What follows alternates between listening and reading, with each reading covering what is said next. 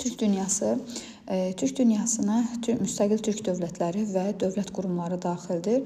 Müstəqil Türk dövlətləri Türkiyə, paytaxtı Ankara, Azərbaycan paytaxtı Bakı, Qazaxıstan Astana, Özbəkistan Daşkənd, Türkmənistan Aşqabad və Qırğızıstan paytaxtı Bişkek olacaqdır. Bunlar müstəqil Türk dövlətləridir. Dövlət qurumları deyəndə isə Rusiyanın ərazisində yerləşən dövlət qurumlarını, Çinin ərazisində yerləşən dövlət qurumlarını qeyd edə bilərik. Rusiyanın ərazisində yerləşən dövlət qurumları Sibir regionunda yerləşənlər bura aiddir. Saxa-Yakutiya, Xakasiya, Altay və Tıva dövlət qurumları yerləşir. Qafqaz regionunda yerləşir. Kabardaq-Balkar, Qaraçay, Çərkəz və Volqa boyu ərazidə yerləşənlər isə Tataristan, Başqırtıstan, Çuvaşiya dövlət qurumlarıdır. Bundan başqa Çinin ərazisində Sintezyan Uyğur Muxtar Vilayəti də yerləşir.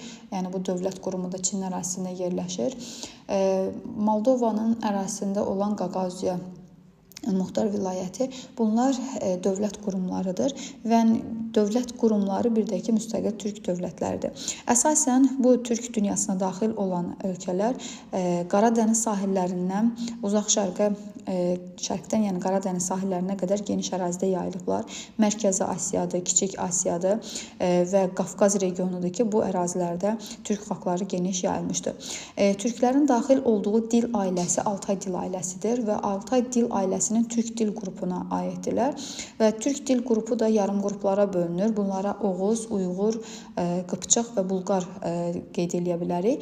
Oğuz qrupuna aiddir türklər, azərbaycanlılar, türkmənlər, türkmanlar, qaqavuzlar, Krım tatarları, Axıska türkləri. Uyğur dil qrupuna aid olanlar isə özbəklər, Uyğurlar, Tıvallar, Şorlar, Xakkaslar, Qızıllar. Qıpçağa aiddir Qazaxlar, Qaraqalpaqlar, Qumuqlar, Qırğızlar, Noqaylar, Altaylar və Bulqar qrupuna aiddir Tatarlar, Başqırtlar, Qaraçaylar və Karayimlər aiddir. Yəni bunlar Altay dil ailəsinin, yəni Türk dil qrupunun qolları hesab olunur, yarım qrupları hesab olunacaqdır. Dövlət qrupuna malik olmayan Türk xalqları isə Şorlar, Noqaylar, Qumuqlardır, Kamasinlərdir, Tofalılar, Karayimlərdir, Krım tatarlardır ki, bunlar dövlət qrupuna aid deyirlər. Sahəsinə görə birinci yerdə duran müstəqil Türk dövləti Qazaxıstan, ikinci yerdə Türkiyə, Türkmənistan, Özbəkistan, Qırğızistan, Azərbaycan. Dövlət qurumları içərisində sahəsinə görə ən böyüyü Saxa-Yakutiyadır. Əhalisinin sayına görə isə birinci yerdə müstəqil Türk dövlətlərindən Türkiyə, sonra Özbəkistan, Qazaxıstan, Azərbaycan, Qırğızistan və Türkmənistan. Türkmənistanın əhalisinin sayı azdır. Urbanizasiya səviyyəsinin daha yüksək olduğu ölkələr Türkiyəni birinci qeyd eləyək, sonra Qazaxıstan, Azərbaycan, Türkmənistan, Özbəkistan, Qırğızistan. Ardıcıllıq bu formada olacaqdır. Və demək olar ki, bu dövlətlərin çoxu çox millətli hesab olunurlar. Əhalisinin sıxlığına görə isə belə deyək də, sıxlığının çox olduğu ölkələr Türkiyədir, Özbəkistandır, Azərbaycanda sıxlığın daha çox olduğu yerlərdir. Az olduğu yerlər isə təbii şəraitin əlverişsiz olduğu yerlər. Saxa-Yakutiyadır, ondan sonra Tıvadır, Xakasiyadır, Altaydır. Çünki bunlar Sibir regionunda yerləşənlərdir ki, əlverişsiz təbii şəraitə malik olduğu üçün əhalinin sıxlığı aşağıdır. Bundan başqa Qazaxıstan və Türkmənistanda da əhalinin sıxlığı aşağı olacaqdır. Türk dünyasının ən çökək yeri Saxa-Yakutiyada yerləşən Turfan çökəkliyidir. Mənfi 154-155 metrdə götürülür. Və bir də ki, Qazaxıstanda yerləşən Qaragiya çökəkliyi mənfi 132 metr olacaqdır. Ən hündür nöqtəsi də Sintezyan Uyğurda yerləşir. Yəni Türk dünyasının ən hündür nöqtəsindən ən alçaq nöqtəsi yerləşir Sintezyan Uyğurda. Ən hündür nöqtə Çoqori zirvəsidir, 8611-dir. Ən aşağı olan nöqtə isə Turfan çökəkliyidir. Hər ikisi də yerləşir Sintezyan Uyğurda. Bundan başqa Qırğızistanda Tianşan dağlarının ən hündür zirvəsi olan Qələbə piki yerləşir, 7439 metrdir və bu da Qırğızistan ərazisinə düşür və digər alçaq nöqtə də Qazaxıstanda Qaragiya çökəkliyidir, mənfi 132 metr olacaqdır. Türk dünyasına daxil olan dövlətlər və dövlət qurumlarının əsasən aid olduğu iqlim və iqlim qurşaqları subtropik, mülayim və subarktiklə arktik iqlim qurşaqları olacaqdır.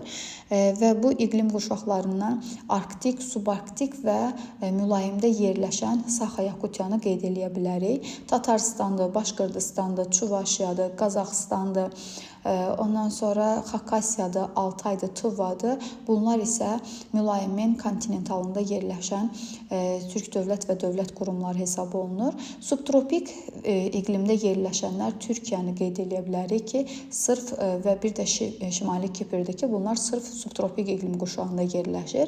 Azərbaycanda, Türkmənistanda, Özbəkistan, Qırğızistan, Sintezyan, Uyğurdur ki, bunlar həm mülayim, həm də subtropik iqlim qurşağında yerləşirlər. Əsas səhralar, ərazidə olan səhralar hansılardır? Qızılqum, Qaraqum və Təkləməkan səhralarıdır. Təkləməkan Sintezyan Uyğura düşür. Qızılqum Özbəkistanda, Qaraqum isə Türkmənistanda olacaqdır. Türk dünyasında yerləşən platformalar hansı platformalardır? Burada Şərqi Avropa platforması qədim platformadır. Turan platforması isə cavan platformadır. Şərqi Avropa platformasında Tataristan, Başqırdistan, Çuvaşiya yerləşir. Turanda isə Türkmənistan, Özbəkistan və Qazaxıstan yerləşir. Türk dünyasında yerləşən qədim dağlar Qazax Xırda təpəliyi, Altay, Sayan və Tian-Şan dağlarıdır. Cavan dağlar isə Kopet dağıdır, Qafqaz dağlarıdır. Türkiyədə olan Pont və Tavr dağlarıdır ki, bunlar cavan dağlardır. Əsas düzənlikləri Turan ovalığıdır. Azərbaycanda olan Kürəraz ovalığı, Lənkəran ovalığı, Samur Dəvəçi ovalığı, bundan başqa Üstyurt platosu, Üstyurt yaylası yerləşir. Mərkəzi Asiyada Qazaxıstan tərəfdə yerləşir. Anadolu yaylası Türkiyənin olduğu bir ərazini qeyd edirik. Çayları da, məsələn, Qazaxıstanın çayları həm Xəzərə tökülür, həm də ki, Şimal Buzlu Okean hövzəsinə aiddir. Məsələn, İrtış çayını deyə bilərik. Ondan sonra Qazaxıstan ərazisindən başlayır da, yəni bu çay.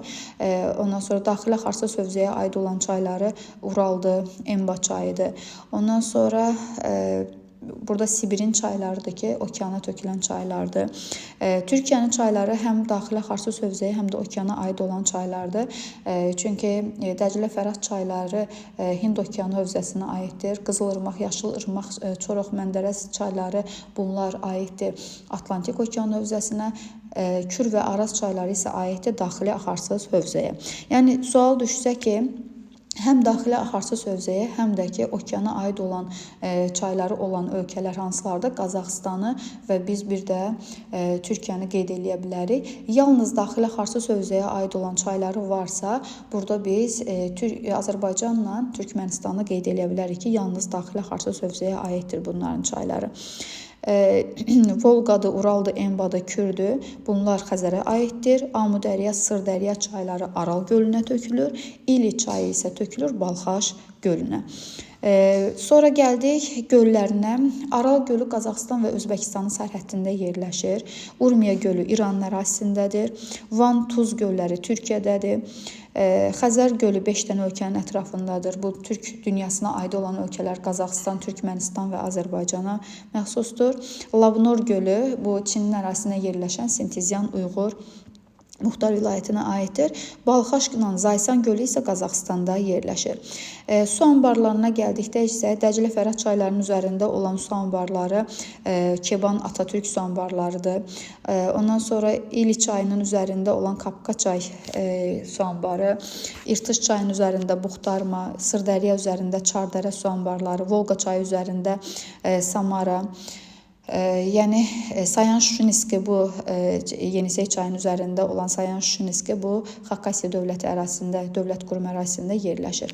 Yəni ehtiyac deyil bunların hamısını əzbərləmək. Çuvaş və Xakasiyanın elektrik enerjisinə olan tələbatını da SES-lər hesabına aparılır. Təbii ehtiyatları, neft ehtiyatı Qazaxıstanda, Özbəkistanda, Türkmənistanda, Azərbaycan, Tataristan, Başqırdistanda neft ehtiyatlarına rast gəlinir. Qaz ehtiyatları da yenə Türkmənistan, Qazaxıstan, Özbəkistan, Azərbaycanda da qaz yataqları var. Daş kömür Azərbaycan və Türkmənistanda yoxdur. Qalanlarında olacaqdır. Yəni Qazaxıstan, Türkiyə, Özbəkistan, Tuva, bu Xakasiya və Saxa dövlət qurumlarında da daş kömür ehtiyatları var və daş kömür yataqlarının adlarını əzbərləsəz daha yaxşıdır. Qaraqanda, Ekibastus bu Qazaxıstana məxsusdur. Erikli, Zonguldaq Türkiyəyə məxsusdur. Angren, Şarqun Özbəkistandır. Ulufem Tıvadır. Sintezyan Uyğur isə orada Bay yatağı olacaq. Dəmir flizi Qazaxıstanda, Azərbaycanda, Türkiyədə, bu Altay, Tıva, Xakasiya dağlıq ərazilərdə də var. Mis ehtiyatı yenə Qazaxıstanda, Türkiyədə, Azərbaycanda, Özbəkistanda var. Alüminium Azərbaycanda alinit var, Qazaxıstan və Türkiyədə olacaqdır. Xromit Türkiyə, Qazaxıstan, yenə Azərbaycanda da var. Qızıl yataqları Özbəkistanda, Türkiyədə, Azərbaycanda, Saxa, Yakutiyada olacaqdır. Qalaydır, almazdır. Bunlar əsasən Saxa-Yakutiya dövlət qurumuna məxsusdur. Uran Türkiyə, Özbəkistanda və Glauber duzu Xəzərdə Qarabağaz Qol körfəzi var, Türkmənistana məxsusdur. Glauber duzu. Daha sonra təsərrüfatda metallurgiyasına görə seçilənlər Türkiyə, Qazaxıstan, Azərbaycan, Özbəkistan, yəni bütün müstəqil türk dövlətlərini qeyd eləyək. Kənd təsərrüfatı maşın qayırmasına görə Türkiyədir, Qazaxıstan, Özbəkistan. Yük avtomobilləridir, Azərbaycan nədir? Türkiyədir, Qazaxıstandır, Tataristandır. Minik avtomobilləri yenə Türkiyədir, Özbəkistandır, Başqırtıstandır. Təyyarə istehsalına görə isə Türkiyə, Özbəkistanı qeyd eləyək. Kənd təsərrüfatına görə isə pambıq Mərkəzi Asiya ölkələri Türkmənistan, Özbəkistan, bununla yanaşı Azərbaycandır, Türkiyədir, Qazaxıstandır. Zeytun əsasən subtropik iqlim qurşağında formalaşır da, yəni yetişir. Burada Türkiyə ilə Azərbaycanı qeyd eləyərik. Buğda istehsalına görə Türkiyədir, Qazaxıstandır, Tataristan, Başqırtıstan.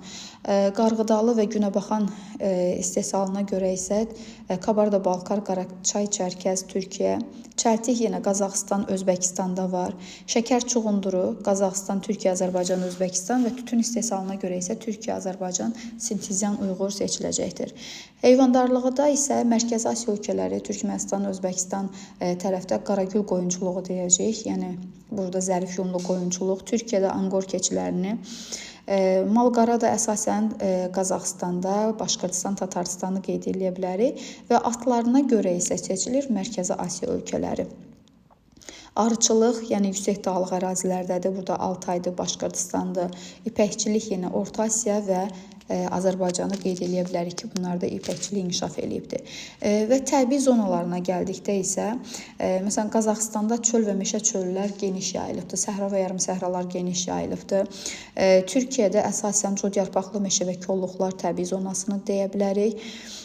Daha sonra isə, yəni Türk dünyasında Mərkəzi Asiya ölkələrində səhra və yarımsəhralar, məsələn, Türkmənistandır, Özbəkistandır, səhra və yarımsəhralar üstünlük təşkil eləyir.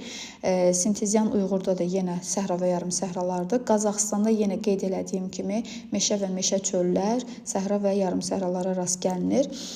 Bu Sibir regionunda tayqa meşələridir, tundra meşə, tundra və arktik səhralara rast gəlinir. Tataristan, Başqırtıstan, Çuvaşiyadır, Altay, Xakasiya, Tıva, bunlarda kəskin kontinental iqlim səciyyəvi olduğu üçün bunlarda həm tayqa meşələrinə də rast gəlinir. Yəni qarışıq meşələrə də, məsələn, Tataristan, Başqırtıstanda, Çuvaşiyada qarışıq meşələr də olacaqdır.